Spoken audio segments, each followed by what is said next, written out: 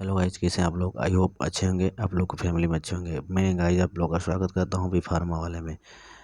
तो फिर दूसरा लेक्चर लेकर आया हूँ pharmaceutical organic chemistry B pharma second semester.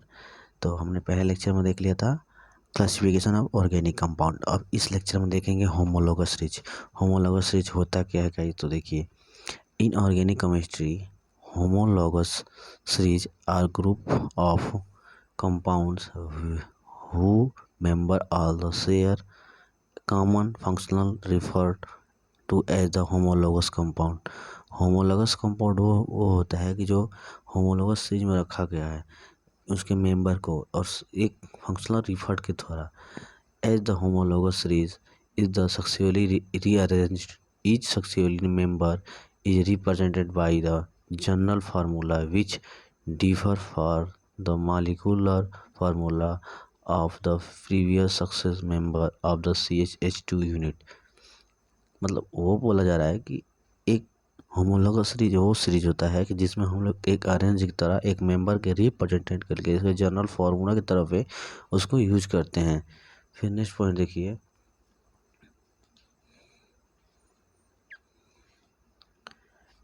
among the vertically homologous series found in organic chemistry are alkynes, alkenes, haloalcohols and amines।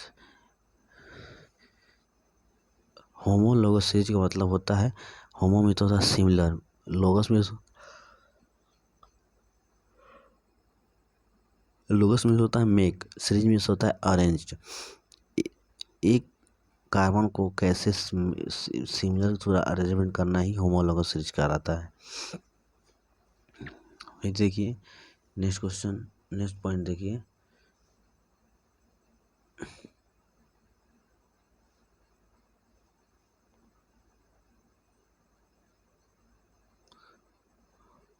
homologous series have in the following characteristics: all the members of the series contain the same elements and the same functional group।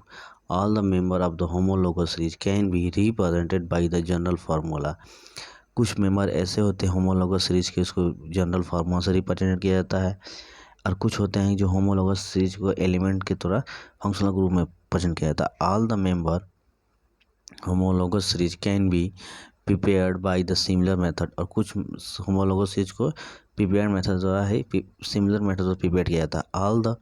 all the member of the homologous series usually undergo similar chemical reaction। कुछ chemical reaction होता है, जैसे example देखिए CH4 plus HCl से कराएंगे तो CH3 LCl और plus H2 निकल जाएगा। फिर दूसरा पॉइंट देखिए C2H6 प्लस HCl से कराएंगे तो H6 एक CH2 ऐसा हो जाएगा, एक यहाँ से हाइड्रोजन और एक हाइड्रोजन यहाँ से निकल के H2 बन जाएगा और एक Cl यहाँ पर ऐड हो जाएगा।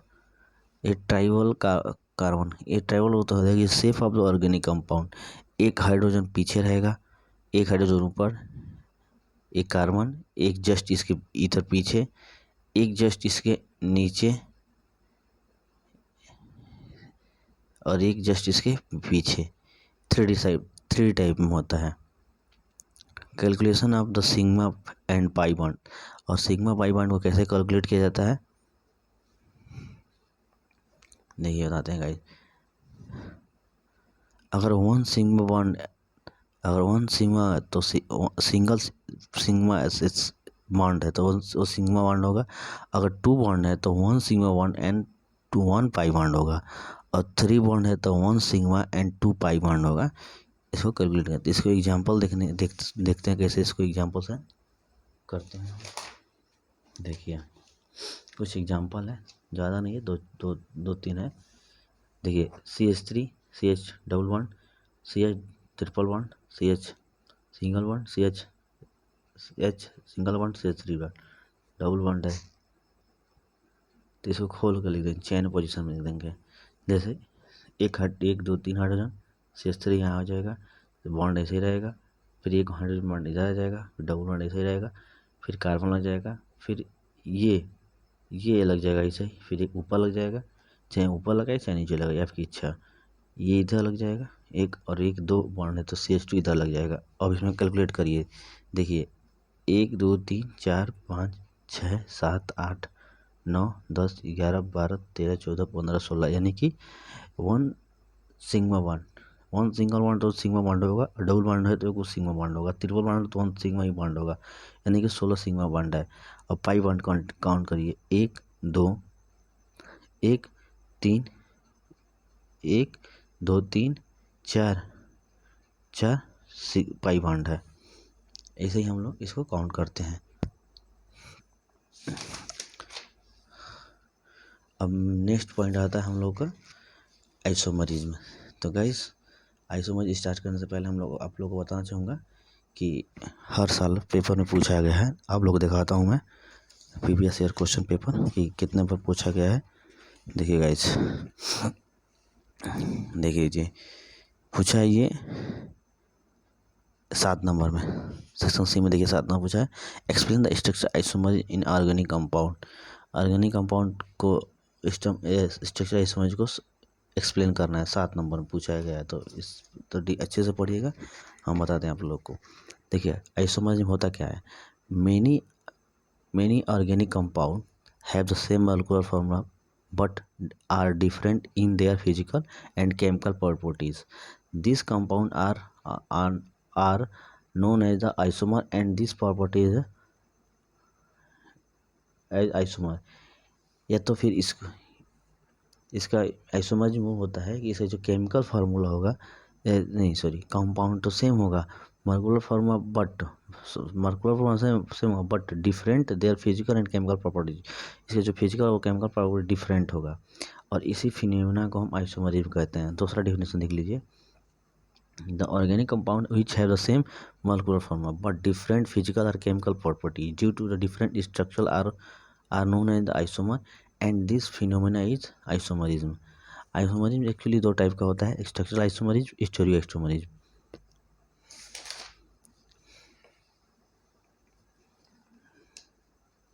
यहाँ से फ्लो चार्ट देखिए, इस isomerism structural isomerism, stereo isomerism. Structural में 2D होता है, स्टीरियो में 3D होता है। स्ट्रक्चरल में चैन, पोजीशन, फंक्शनल, मेटामरिज्म, टोटामरिज्म और रिंग चैन। तो रिंग चैन हम लोग को नहीं पढ़ना है। ये फिर स्टीरियो में ज्योमेट्रिकल ऑप्टिकल आप लोग को डिटेल में पढ़ना पड़ेगा, आप लोग को 4th सेमेस्टर में, फार्मास्यूटिकल ऑर्गेनिक केमिस्ट्री में, पहला यूनिट में ही है।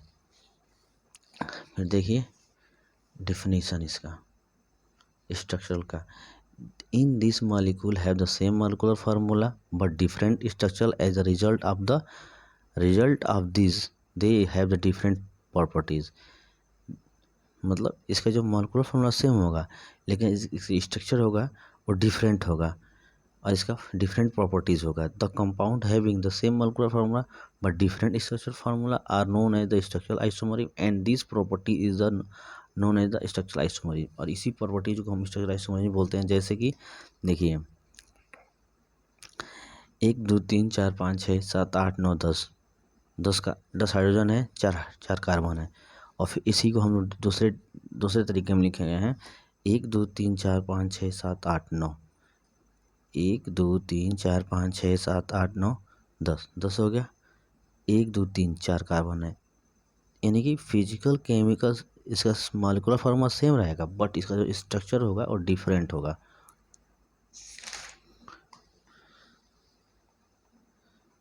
Chain isomerism are the part of the structure, ये स्ट्रक्चरल आइसोमरिज्म का पार्ट होता है। And are the different as the compound that have the same molecular formula but different arrangement of the carbon chain with the molecule. They are also known as the nuclear isomerism and the phenomena is known as the chain isomerism और nuclear isomerism. मतलब वही चैन isomerism होता है, structural isomerism का एक part होता है। Define the compound, और कंपाउंड को डिफाइन करता है सम मॉलिक्यूलर फार्मूला, मॉलिक्यूलर सेम होता है but different arrangement of the carbon chain का डिफरेंट अरेंजमेंट होता है। और इसी अरेंजमेंट को, इसी फिनोमेना को हम चेन आइसोमरिज्म बोलते हैं। फिर देखिए पोजिशनल आइसोमरिज्म। पोजिशनल आइसोमरिज्म होता है in the positional isomerism also called positional isomerism. Isomerism have the same functional group but different position of the some carbon chain. मतलब पोजिशनल आइसोमरिज्म होता है कि जो इसका पोजिशन आइसोमरिज्म होगा उसका सेम फंक्शनल ग्रुप होगा, बट जो इसका position of the carbon chain, जो कार्बन का जो पोजीशन होगा डिफरेंट होगा। एग्जांपल देखिए, an example is the compound with the molecular formula C6H4Pr2 of which there are the three isomer 1,2-dibromobenzene, 1,3-dibromobenzene, 1,4-dibromobenzene। यानी कि जो इसका पोजीशन होगा वो सेम होगा, बट इसका जो कार्बन का जो पोजीशन होगा डिफरेंट होगा। इसी पोजीशन को हम आइसोमरिज्म बोलते हैं, पोजीशनल आइसोमरिज्म बोलते हैं। देखिए functional isomerism compound which have the same molecular formula but different functional group are called functional isomerism and phenomena is a called functional isomerism. और compound which have the same molecular formula, जो compound होगा same molecular formula का होगा but different functional group, जो इसका functional group होगा वो different होगा, और इसी फिनोमिना को हम फंक्शनल आइसोमरिज्म बोलते हैं। जैसे कि एग्जांपल देखिए CH3CH2OH, और इसका फार्मूला तो से एक ही होगा, इसका नाम एक ही होगा, इसका हम लोग इसको नाम फंक्शनल लगाएं तो CH2C6 और O, यानी कि एक कार्बन 2 हो गया, और 3 हाइड्रोजन तो 5, एक ये एल्कोहल हो जाएगा। इसी तरह से CH3 और CH3 यानी कि एक कार्बन और एक कार्बन 2 कार्बन 3 3 6 OH ईथर हो जाएगा ये। यानी कि जो इसका मॉलिक्यूलर फार्मूला सेम होगा बट डिफरेंट ग्रुप और जिसका पोजीशन होगा और डिफरेंट फंक्शनल ग्रुप होगा, और इसी फिनोमिना को हम फंक्शनल आइसोमरिज्म बोलते हैं। जैसे कि देखिए the compound is have the same molecular formula but different functional group are called functional isomerism and this phenomena is called functional isomerism.